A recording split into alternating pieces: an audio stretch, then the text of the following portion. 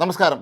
Canada അമേരിക്കയിൽ നിന്ന് ഇറക്കുമതി ചെയ്യുന്ന സ്പോർട്സ് ഉപകരണങ്ങളുടെയും കമ്പ്യൂട്ടറുകളുടെയും വിപണി ലക്ഷ്യമിട്ട് പുതുതായി ഒരു തീരുവ കൂടി ഏർപ്പെടുത്തിയിരിക്കുന്നു. കഴിഞ്ഞ കുറേ നാളുകളായി അമേരിക്കയും കാനഡയും തമ്മിൽ തുടരുന്ന തീരുവ യുദ്ധത്തിൻ്റെ ഏറ്റവും അവസാനത്തെ നടപടിയായിട്ടാണ് ഇപ്പോൾ കാനഡയുടെ ഈ പ്രഖ്യാപനം നിലവിൽ വരുന്നത്.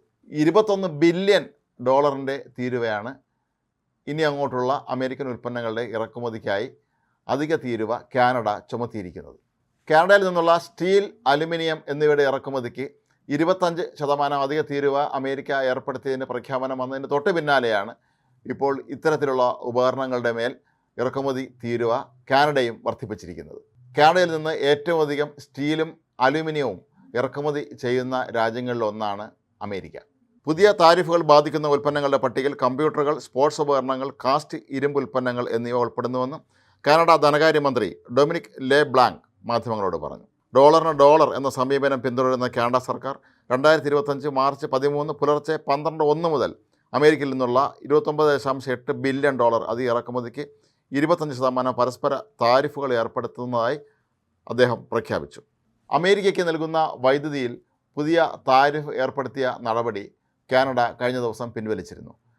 കാനഡയുടെ ഈ നടപടിക്ക് അവർ വലിയ ചരിത്രപരമായ വില തന്നെ നൽകേണ്ടി വരും എന്ന് ഡൊണാൾഡ് ട്രംപ് പ്രഖ്യാപിച്ചിരുന്നു.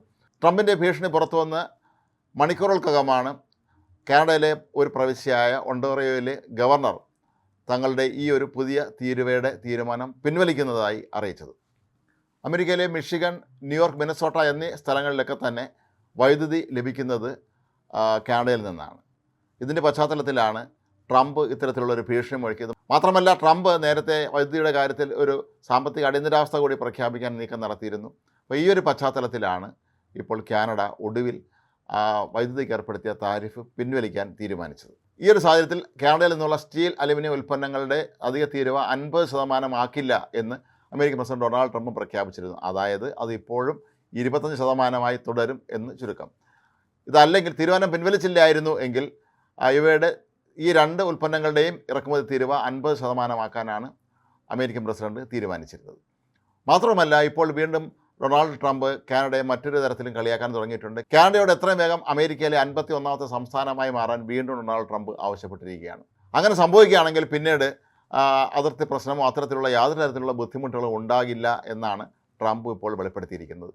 നേരത്തെ ജസ്റ്റിൻ ട്രൂഡോ പ്രധാനമന്ത്രിയായിരുന്ന കാലത്ത് ഡൊണാൾഡ് ട്രംപ് ജസ്റ്റിൻ ട്രൂഡോയെ വിശേഷിപ്പിച്ചിരുന്നത് കാനഡ ഗവർണർ എന്നായിരുന്നു. കാനഡ പ്രധാനമന്ത്രി എന്ന വാക്കൊരിക്കലും ഡൊണാൾഡ് ട്രംപ് പ്രയോഗിക്കില്ലായിരുന്നു. ഇത്തരത്തിൽ പരമാവധി കാനഡയെ പ്രകോപിപ്പിച്ച് തങ്ങൾക്കൊപ്പം നിർത്താൻ തന്നെയാണ് ട്രംപിൻ്റെ നീക്കമെന്നാണ് പറയപ്പെടുന്നത്. ഇക്കാര്യത്തിൽ ട്രംപിൻ്റെ കുടുംബ ബിസിനസ്സുമായി ബന്ധപ്പെട്ടൊക്കെ നിരവധി കാര്യങ്ങളുണ്ടെന്ന് പല ആരോപണങ്ങളും ഉയർന്നിരുന്നു.